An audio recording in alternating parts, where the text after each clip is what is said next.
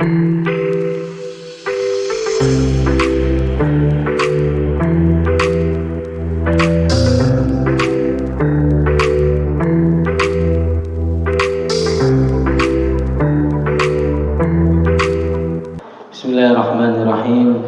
Assalamualaikum warahmatullahi wabarakatuh. Alhamdulillahirabbil alamin. Wassalatu wassalamu ala asyrafil anbiya'i wal mursalin Sayyidina wa maulana Muhammadin wa ala alihi wa sahbihi ajma'in. Wa la hawla wa la quwata illa billahil aliyyil azim. Alhamdulillah, pada minggu lalu telah kita pelajari tentang mengapa kita memilih kitab Fathul Qarib yang notabene-nya berbasis madhab Syafi'i, dan mengapa kita mengulas ini seperti ini, mengapa kita juga mengulas himpunan putusan tarjih Muhammadiyah. Dan hari ini kita kemarin sudah mengulas tentang perkembangan madhab Syafi'i dari awal berdirinya, dari kehidupan muasisnya yaitu Imam Syafi'i, lalu dikembangkan oleh para murid-muridnya, dikembangkan hingga sampai ke seluruh penjuru dunia, yang juga pada akhir periode murid-muridnya itu menjadi ada dua kutub yang kuat, dua kutub wilayah kelompok ulama yang kuat, yaitu pada masa hingga saat ini, yaitu kutub ulama Mesir, kutub ulama Mesir, yang itu dipegang oleh Syekh Zakaria Al-Ansari, Syekh Syamsuddin Ar-Romli, dan para murid-muridnya. Ada banyak sekali, diteruskan oleh para ashabul muhasyi seperti Syekh Ibrahim Baijuri dan lain sebagainya. Nah, termasuk yang kita pelajari itu kitab Fathul Qarib Al-Mujib. Nah, itu juga dari kelompok ulama Mesir. Nah, yang notabene-nya hampir semuanya adalah Masyayikhul Azhar, syekh dari Jami'ah Al-Azhar. Nah, itu sangat kuat sekali hingga sampai hari ini. Dan juga ada yang sama-sama kuat ketika itu adalah kelompok ulama Hijaz. Hijaz itu daerah mana? Daerah mana? Ya, daerah di Arab Saudi saat ini. Jadi di daerah lingkup Hijaz dan Hadramaut ini adalah kelompok yang lain yang berbeda. Nah, jadi kenapa kok ada perbedaan kelompok-kelompok itu?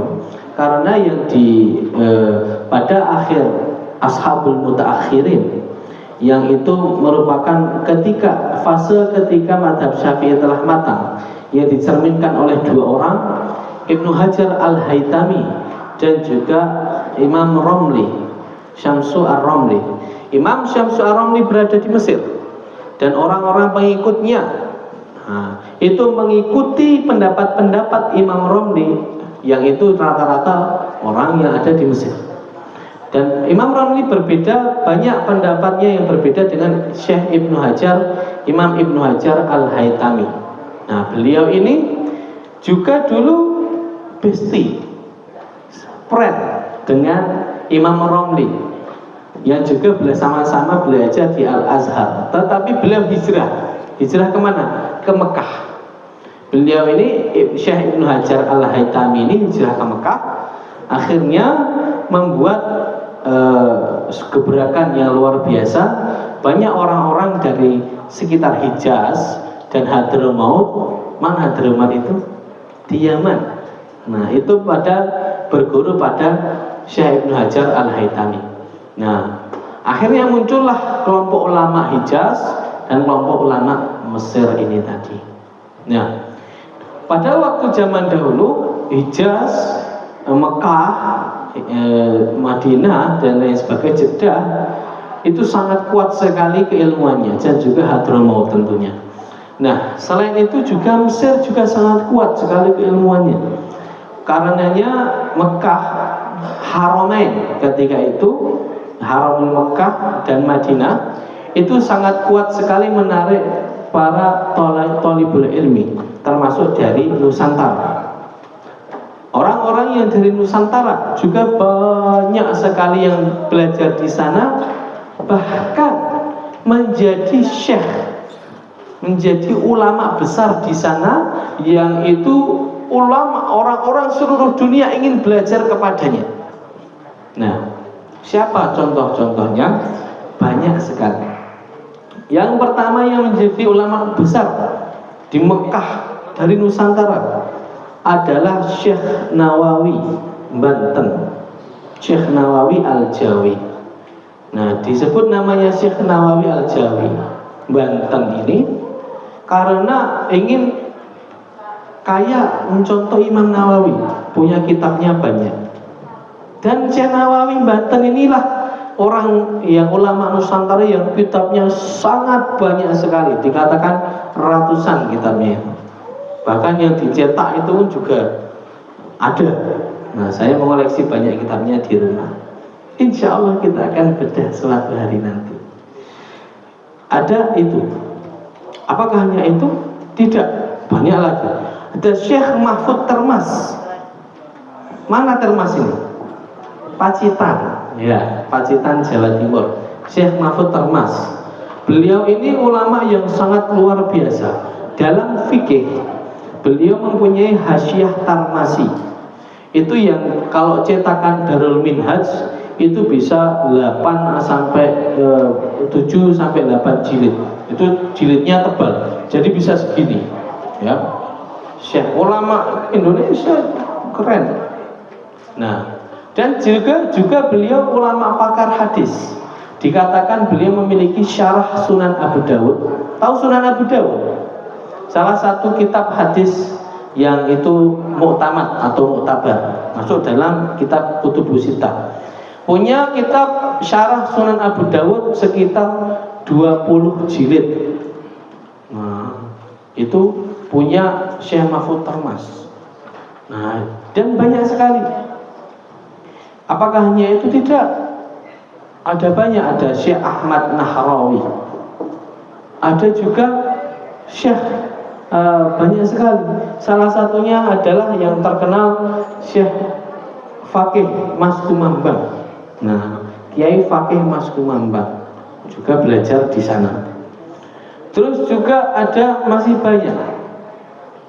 Ada masyayikh ini yang mengajar di sana sangat banyak sekali.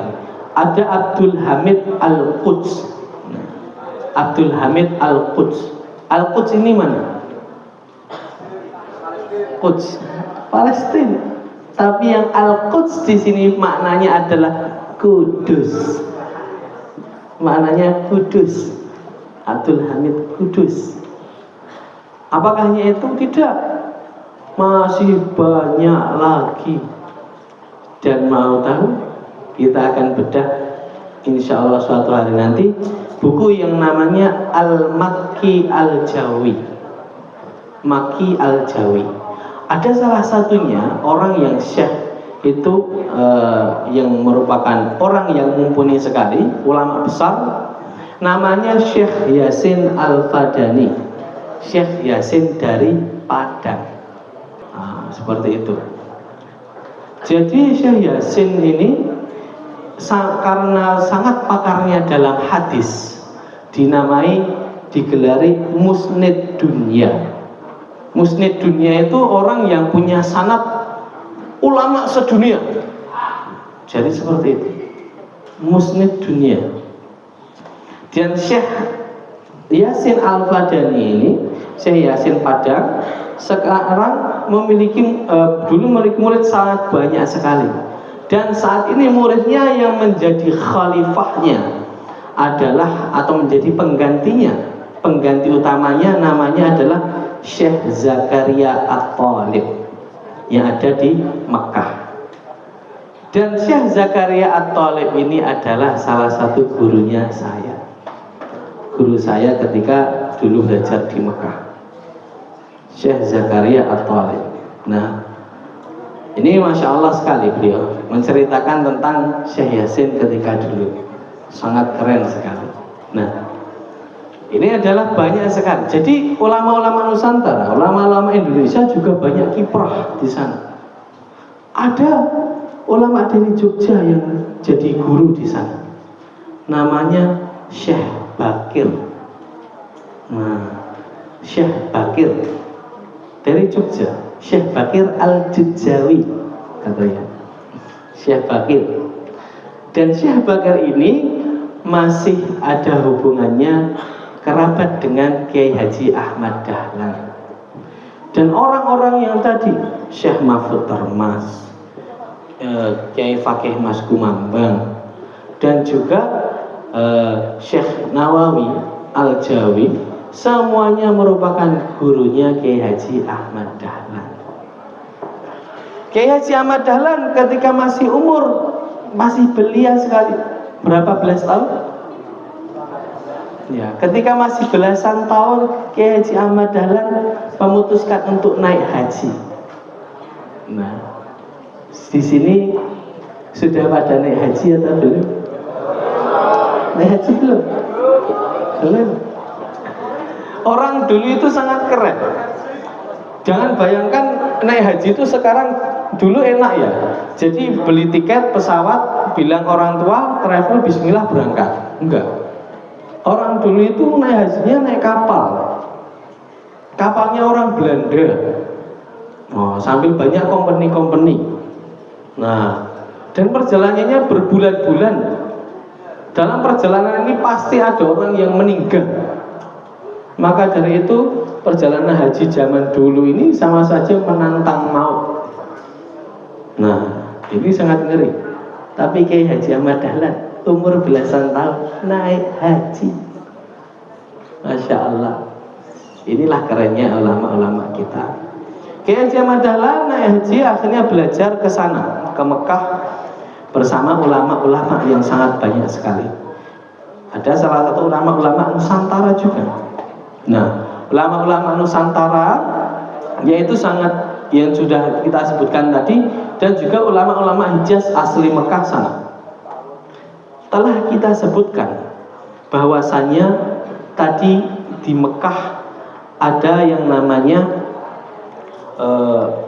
ulama yang madhab Syafi'i, yang itu menjadi versi terbaiknya, yaitu di Mekah itu tadi, atau di kelompok ulama Hijaz. Kelompok ulama Hijaz ini adalah salah satunya adalah Syekh Ibnu Hajar Al-Haytami, para pengikut Syekh Ibnu Hajar Al-Haytami.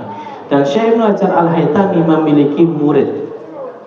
Namanya siapa? Syekh Zainuddin Al-Malibari. Syekh Zainuddin Al-Malibari, yang beliau memiliki kitab Fathul Mu'in. Kitab Fathul Mu'in itu karya Syekh Zainuddin Al-Malibari. Kitab keren madhab Syafi'i, yang alirannya aliran Hijaz.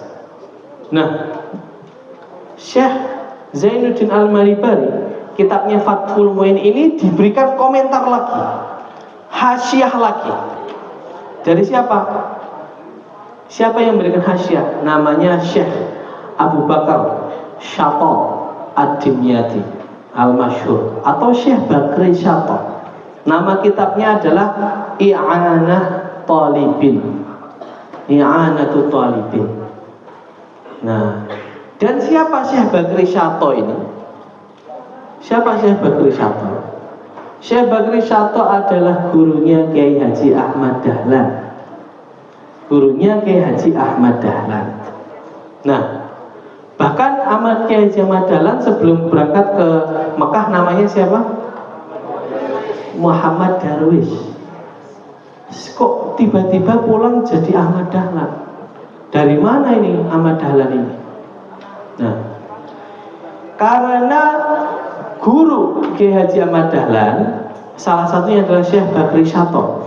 Kiai Haji Ahmad Dahlan berguru pada Syekh Abu Bakar Syato itu tadi, berguru lama-lama, Muhammad Darwish karena sangat cinta sekali dengan Muhammad Darwish ini tadi, gurunya Syekh Bakri Syato akhirnya memutuskan namanya sudah diubah. Yang awalnya Muhammad Darwish diganti dengan nama Kiai Haji, diganti dengan nama Ahmad Dahlan. Dari mana nama Ahmad Dahlan ini? Dari nama gurunya Syekh Bakri Syato, yaitu siapa? Syekh Ahmad Zaini Dahlan. Gurunya Syekh Bakri Syato itu namanya Syekh Ahmad Zaini Dahlan. Karena saking Syekh Bakri Syato murid cintanya dengan Darwish ini tadi, dirubah namanya menjadi Ahmad Dahlan sesuai nama gurunya. Nah, dan ini akhirnya Syekh Bakri Syato memberikan ilmu yang banyak. Syekh Kiai Haji Ahmad Dahlan juga belajar banyak. Akhirnya lah muncullah banyak tokoh-tokoh yang itu berpikiran besar. Apakah hanya Kiai Haji Ahmad Dahlan saja yang belajar di Mekah? Tidak. Kiai Haji Ahmad Dahlan pulang ke Nusantara, pulang ke Yogyakarta, pulang ke Kauman. Akhirnya dengan ilmu yang diambil dari masyayikh Mekah itu tadi, Kiai Haji Ahmad Dahlan akhirnya membuat gebrakan yang bernama Muhammadiyah. Muhammadiyah banyak sekali yang mengikuti, banyak. Dan salah satu murid setia Kiai Haji Ahmad Dahlan adalah Kiai Haji Ibrahim. Nah, Kiai Haji Ibrahim ini adalah ketua pimpinan pusat Muhammadiyah yang keberapa? Kedua. Kiai Haji Ibrahim dulu ngajinya di mana? Ngajinya kepada Kiai Haji Ahmad Dahlan dan juga ngaji juga belajar di Mekah.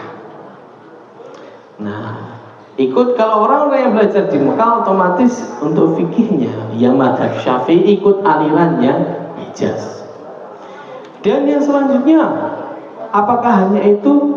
Tidak. Selanjutnya ada Kiai Haji Mas Mansur. Kiai Haji Mas Mansur adalah ketua pimpinan pusat Muhammadiyah yang keberapa? Keempat. Nah, Kiai Haji Mas Mansur juga menjabat posisi menjadi direktur Madrasah Mu'allimin Muhammadiyah Yogyakarta ketika itu. Kiai Haji Mas Mansur yang menjabat direktur sebelumnya juga telah belajar di Mekah. Akan tetapi karena ada konflik ketika itu, konflik politik akibat dari gerakan Wahabi ya, akhirnya Kiai Haji Mas Mansur mencari tempat yang lebih kondusif untuk belajar. Akhirnya pergi ke mana? Ke Mesir, ke Al-Azhar. Akhirnya muncullah dari ulama kita yang itu menggabungkan antara metode Hijaz dan juga metode Mesir dalam fikih. Yaitu siapa? Kiai Haji Mas Mansur. Nah, Kiai Haji Mas Mansur ini perannya sangat krusial sekali. Begitu bergabung dengan Persyarikatan Muhammadiyah, Kiai Haji Mas Mansur langsung mendirikan yaitu pimpinan cabang Muhammadiyah Surabaya ketika itu. Karena ketika itu Kiai Haji Mas Mansur melihat, Kiai Haji Ahmad Dahlan sangat keren, lagi dakwah bertablik di Surabaya. Ketika bertablik di Surabaya, Kiai Mas Mansur lihat, Masya Allah keren sekali. Akhirnya karena keren itu, ikutlah Kiai Haji Mas Mansur ke Muhammadiyah. Kiai Haji Mas Mansur ikut ke Muhammadiyah. Dalam waktu singkat akhirnya Kiai Haji Mas Mansur naik terus hingga pasca wafatnya Kiai Haji Ahmad Dahlan dan diganti oleh Kiai Haji Ibrahim. Nah, Kiai Haji Mas Mansur ini akhirnya ikut pimpinan pusat Muhammadiyah periode Kiai Haji Ibrahim. Nah, menjadi apa? Ini penting. Pada waktu Kiai Haji Mas Mansur itu ikut pada generasi pimpinan Kiai Haji Ibrahim, Kiai Haji Mas Mansur melihat di dalam tubuh Muhammadiyah ini ada banyak khilaf-khilaf pendapat silang pendapat dalam perkara fikih dan furu'iyah. Ada yang sampai itu gontok-gontokan, sampai itu karena perkara fikih saja gontok-gontokan. Akhirnya atas pemikiran Kiai Haji Mas Mansur itu tadi, bagaimana kalau Muhammadiyah memiliki pendapat resmi? Pendapat resmi tentang apa yang diikuti Persyarikatan Muhammadiyah. Karena ada khilaf banyak sekali. Khilaf dalam fikih itu banyak sekali. Perbedaan pendapat banyak sekali. Bagaimana kalau ada dalam Muhammadiyah ini kita caranya mempersatukan khilaf tersebut. Nah, akhirnya pada jalan ceritanya Kiai Haji Mas Mansur diceritakan bahwasanya Kiai Haji Mas Mansur pada zaman Kiai Haji Ibrahim itu pada Kongres 15 tahun 1926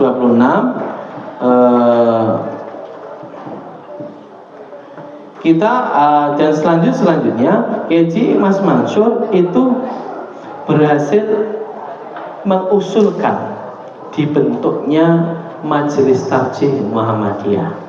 Akhirnya Majelis Tarjih Muhammadiyah atas usulan Kiai Haji Mas Mansur itu dibentuk pada masa Kiai Haji Ibrahim. Dan Majelis Tarjih pada masa Kiai Haji Ibrahim gunanya untuk apa? Ya tadi, untuk mempersatukan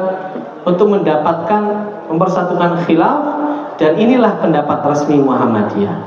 Nah, akhirnya dengan munculnya Majelis Tarjih tersebut, para ulama Muhammadiyah saling berdiskusi. Oh, bagaimana caranya? Bagaimana pendapat resmi Muhammadiyah? Akan tetapi apakah pendapat lainnya itu salah? Oh, tidak. Pendapat lainnya tidak salah, tetapi hanya mengatakan ini pendapat resmi Muhammadiyah. Akhirnya setelah fikih kekhilafan dalam syariat yang panjang dihimpun, akhirnya muncullah yang namanya Munas atau Kongres Musyawarah Nasional atau Kongres Tarjih yang bersama Muktamar, yaitu membahas berbagai masalah-masalah. Dan hasil dari Kongres Tarjih tersebut itu dihimpun dalam satu himpunan yang dinamakan Himpunan Putusan Tarjih Muhammadiyah. Nah, dihimpun ini akhirnya himpunan yang sangat banyak ini dihimpun menjadi satu yang menjadi tuntunan umat Islam kita semua untuk biar bisa ikut keputusan Muhammadiyah secara resmi. Yang diawali di sini dengan kitab iman, dan juga masih banyak lagi. Ada kitab iman, ada kitab toharo, ada kitab sholat, ada kitab sholat jamaah dan jum'ah, kitab zakat, kitab siyam, kitab haji, kitab jenazah, kitab wakaf, kitab masalah 5, kitab beberapa masalah, keputusan Tarjih Sidoarjo, kitab sholat-sholat tatawuk, kitab keputusan Tarjih Wiradesa. Hingga saat ini ada berapa jilid himpunan putusan Tarjih? Ada berapa? Ada 3. Ini yang pertama dan ini yang ketiga. Nah, ini yang ketiga. Yang kedua di mana? Yang kedua masih tersebar. Nah, yang kedua itu masih tersebar di mana-mana. Dan kitabnya belum dikumpulkan, dikodifikasi menjadi satu seperti ini. Masih tersebar di mana-mana. Nah, jadi inilah yang akan menjadi tuntunan di Muhammadiyah, yang menjadi materi-materi kalian di kitab-kitab, di buku pelajaran. Nah, ini sangat menarik sekali dan sangat tebal sekali. Bagaimana isinya? Bagaimana isinya? Oh, ada dalilnya. Oh, ada pendapatnya. Sangat menarik sekali. Isinya bagaimana? Akan kita jelaskan minggu depan. Baik, itu saja yang akan kita sampaikan hari ini. mari kita bersama-sama pelajari lagi tentang tokoh dan pimpinan Tarjih bersama Himpunan Penulisan Tarjih Muhammadiyah, bersama beriringan dengan kitab Fathul Qarib Al-Mujib, supaya kita menjadi orang melek, paham syariat, dan dapat menjadi generasi Islam yang berkemajuan. Sekian, apabila ada salahnya mohon maaf. Nun wal qalam mimma yasurun. Wassalamualaikum warahmatullahi wabarakatuh.